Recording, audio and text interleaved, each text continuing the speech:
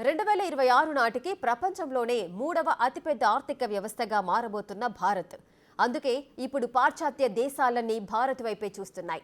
భారతదేశంలో consumer market చూసి వాణిజ్య ఒప్పందాల కోసం ఆసక్తి చూపుతున్నాయి ప్రపంచ దేశాలు.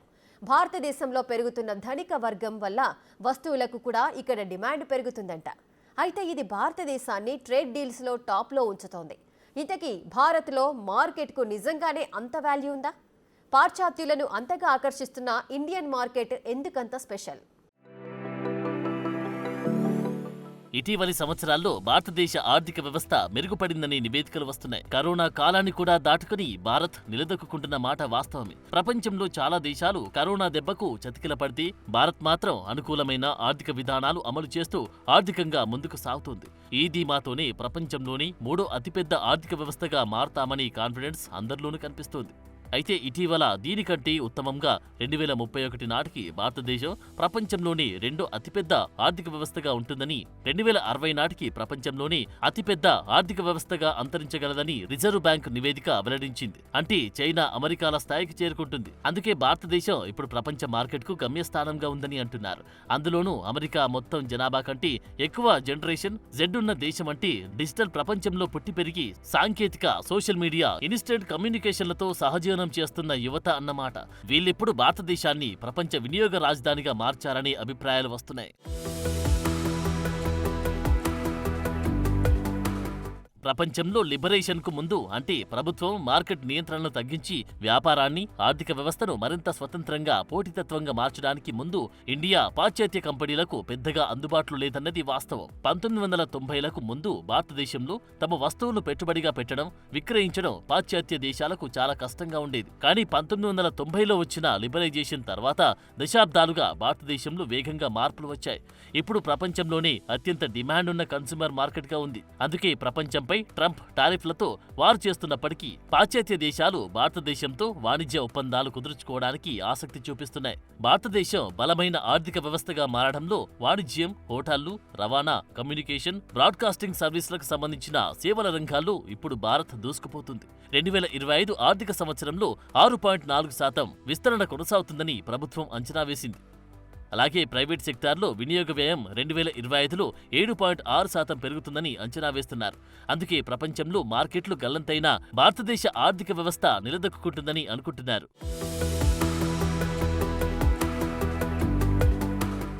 గత కొన్ని దశాబ్దాలుగా భారతదేశంలో భారీ కన్స్యూమర్ క్లాస్ ఏర్పడింది. ఇది 1991కి ముందు ఉన్న రోటీ, కబ్డా, మకాన్ లాంటి ప్రాథమిక అవసరాల కంటే ఎక్కువగా వినియోగ విధానాలు విస్తరించింది. ఇలాంటి వర్గం భారతదేశంలో ఏర్పడిన తర్వాత అభివృద్ధి చెందిన దేశాలన్నీ తమ వస్తువులను తక్కువ సుంకాలకు విక్రయించడానికి భారతదేశాన్ని ఎంచుకోవడం ప్రారంభించాయి. వాస్తవానికి భారతదేశాన్ని వినియోగ మూలధనంగా మార్చడానికి ప్రధాన కారణాలు ఇక్కడ అనూహ్యంగా పెరిగిన చిన్న కుటుంబాల సంస్కృతి, దానితో పాటు పెరిగిన ప్రపంచ శ్రామిక శక్తిలో భారతీయులు భాగం కావడం, ఇంకా అనేక ఇతర అంశాలు. నివేదికల ప్రకారం భారతదేశంలో పొదుపు చేసే పద్ధతి ఇక్కడి ప్రజల్లో ఆర్థిక కార్యకలాపాలు పెంచడానికి దారితీసింది. 1997-2023 మధ్య భారతదేశంలో మొత్తం పొదుపులు 12 ట్రిలియన్లు అని కొన్ని లెక్కలు చెబుతున్నాయి. అలాగే భారతదేశ పొదుపు సామర్థ్యం రాబోయే 25 సంవత్సరాల్లో 10 రెట్లు పెరుగుతుందని అంచనా. ఇక భారతదేశం ప్రపంచ ట్రేడ్ డీల్స్ లో సక్సెస్ కావడానికి ఈ పరిస్థితి ఒక ట్రంప్ కార్డు. భారతదేశంలో ఇప్పుడు అమెరికన్ బోర్బన్ విస్కీ నుండి హార్లే డేవిడ్సన్ మోటార్ సైకిళ్లు, బ్రిటిష్ లగ్జరీ కార్లను కొనుగోలు చేసే వ్యక్తుల సంఖ్య చాలా పెరిగింది. దీన్ని బట్టి ఇప్పుడు భారత్ ప్రపంచ దేశాలకు బంగారు బాతుగుడ్డు లాంటిది.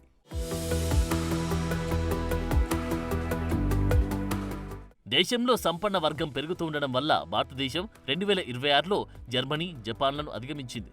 అమెరికా, చైనా తర్వాత మూడవ అతిపెద్ద వినియోగదారు మార్కెట్గా మారుతుందని అంచనాలున్నాయి. పెట్టుబడి బ్యాంకు అయిన యూబీఎస్ గతేడాది ప్రచురించిన నివేదిక ప్రకారం 2023 నాటికి భారతదేశంలో 40 మిలియన్ల మంది సంపన్న వర్గంలో ఉంటారు. అంటే 15 సంవత్సరాలు అంతకంటే ఎక్కువ వయసున్న జనాభాలో 4% వాటా జనాభాకు $10,000 కంటే ఎక్కువ వార్షిక ఆదాయం ఉంటుంది.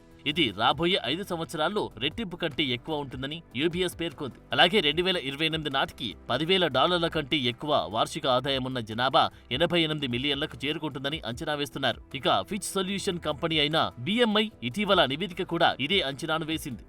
భారతదేశ తలసరి గృహ వ్యయం ఇండోనేషియా, ఫిలిప్పీన్స్, థాయిలాండ్ వంటి ఇతర అభివృద్ధి చెందుతున్న ఆసియా ఆర్థిక వ్యవస్థల కంటే సంవత్సరానికి 7.8% ఎక్కువగా ఉంటుందని పేర్కొంది. ఇక ఏషియన్ అంచనా ప్రకారం భారతదేశమంతటా మొత్తం గృహ వ్యయం మధ్య అంతరం కూడా దాదాపు 3 రెట్లు పెరుగుతుందని పేర్కొంది. ఇలాంటి నివేదికలు భారతదేశంలోని సంపన్న వర్గంలో భారీ పెరుగుదలను సూచిస్తున్న తరుణంలో ఇటీవలి కాలంలో ప్రీమియం ప్రోడక్ట్ కొనుగోలు చేస్తున్న వర్గం పెరిగింది. అందుకే భారత్ కన్స్యూమర్ కింగ్ గా మారింది. కొన్ని నివేదికల ప్రకారం 2050 నాటికి ప్రపంచ కన్స్యూమర్ పర్చేసింగ్ పవర్ పార్టీలో భారత్ 16%కి ఎదుగుతుందని అంచనా వేస్తున్నారు. ఈ సంఖ్య 1997లో 4% ఉండగా 2023లో 9% పెరుగుతూ వచ్చింది. ఇక భారతదేశ వినియోగం దాని జీడీపీలో 56% వాటాను కలిగి ఉందని అంచనా వేశారు.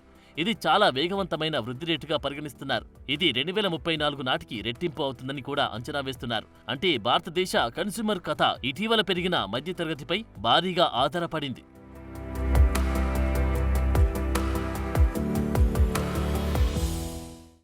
ఇండియన్ మార్కెట్ ఎదుగుదలకు ముఖ్యమైన సపోర్ట్ మధ్యతరగతే.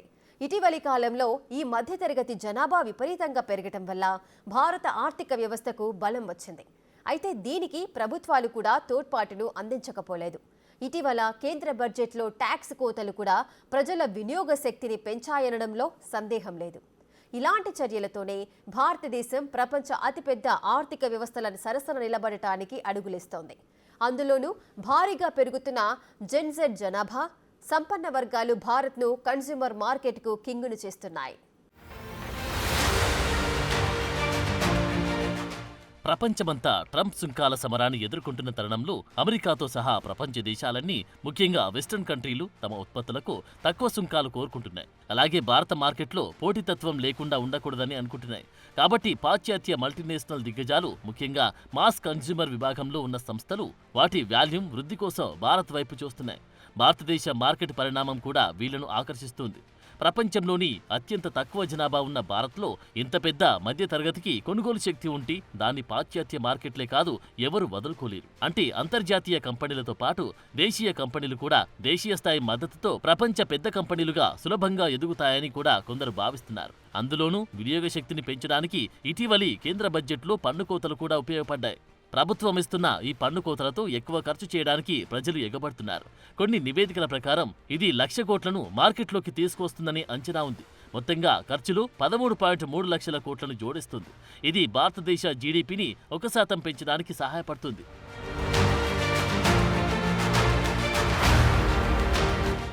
ఇక భారతదేశంలో దుస్తులు, ఆభరణాలు, ఎలక్ట్రానిక్స్ వంటి వ్యయాల్లో అవసరమైన ఖర్చులకు మించి వినియోగం జరుగుతుందని నివేదికలున్నాయి. మధ్యతరగతి పెరుగుదలతో పాటు తిరిగి వినియోగించే ఆదాయాలు పెరగడం భారతదేశ వినియోగ శక్తికి కేంద్రంగా మారుస్తుంది. భారత జనాభాలో సగానికి పైగా మధ్యతరగతి ఉండగా సాధారణ మధ్యతరగతి కూడా నాణ్యమైన విద్యకే మొగ్గు చూపుతున్నారు. ఇంత పెద్ద సంఖ్యలో కాలేజ్ గ్రాడ్యుయేట్లతో ఖచ్చితంగా కొత్త ఆవిష్కరణలు, సంస్థల ఏర్పాటుతో పాటు భారీ స్థాయిలో ఇన్కమ్ జనరేషన్ జరుగుతుందని భావిస్తున్నారు. అందులోనూ ఫ్లాగ్ బేరర్స్ గా ఉన్న జెన్జెడ్ భారతదేశంలో భారీగా ఉంది. అమెరికా మొత్తం జనాభా కంటే ఎక్కువ జెన్జెడ్ భారత్లో ఉంది. భారతదేశంలోని వీళ్ల అలవాట్లు ఖర్చును మరింత పెంచుతున్నాయి.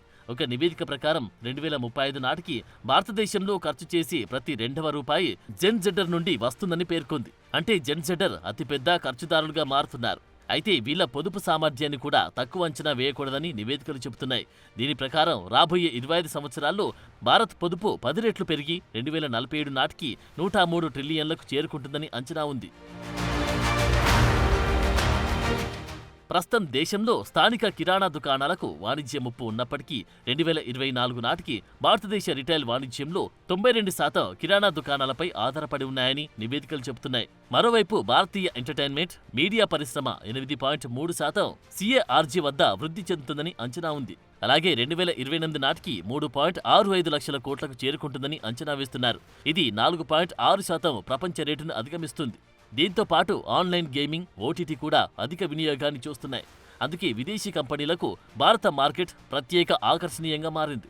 ఇక్కడున్న అధిక కొనుగోలు శక్తితో పాటు ధనవంతులు కూడా పెరుగుతున్నారు. నైట్ ఫ్రాంక్ నివేదిక ప్రకారం 10 మిలియన్ల కంటే ఎక్కువ ఆస్తులున్న భారతీయ అధిక నికర విలువ గల వ్యక్తుల సంఖ్య గతేడాది 6% పెరిగి 85,698కి చేరుకుంది. ఇక 2023 సంవత్సరంలో ఇది 80,686గా ఉంది. ఈ సంఖ్య 2028 నాటికి 93,753కి పెరుగుతుందని అంచనా. ఇది భారతదేశంలో విస్తరిస్తున్న సంపదను తెలియజేస్తుంది. ప్రస్తుతం భారతదేశం సేవల ఆధారిత ఆర్థిక వ్యవస్థ నుండి తయారీకి ప్రాధాన్యతనిచ్చి ఆర్థిక వ్యవస్థకు మారుతుంది. దీనివల్ల ఎగుమతిగా కూడా మారాలని చూస్తుంది. దీంతో భారత్లో తయారైన వస్తువుల కోసం ఇతర దేశాల మార్కెట్లకు కూడా ప్రాప్యత అవసరంగా మారింది. ఇక ఇప్పటికీ సంపన్న వినియోగదారుల జనాభాతో భారత్ భారీ కన్స్యూమర్ మార్కెట్గా ఉండడం వల్ల అంతర్జాతీయ ట్రేడ్ డీల్స్లో పరపతి పెరుగుతోంది. ఇక ఇక్కడ పెరుగుతున్న వినియోగదారుల మార్కెట్ అభివృద్ధి చెందిన దేశాలతో పోలిస్తే చాలా వేగంగా కదులుతోంది. మార్కెట్ ఇలా పెరుగుతూ మరింత సంపన్న వినియోగదారులను కూడా కలుపుకుంటూ పోతుంటే అభివృద్ధి చెందిన దేశాలకు పోటీగా భారత్ చాలా వేగంగా పుంజుకుంటుంది. ఇది భారత్ ఆర్థిక లక్ష్యాల అంచనాలు నిజం చేస్తుంది.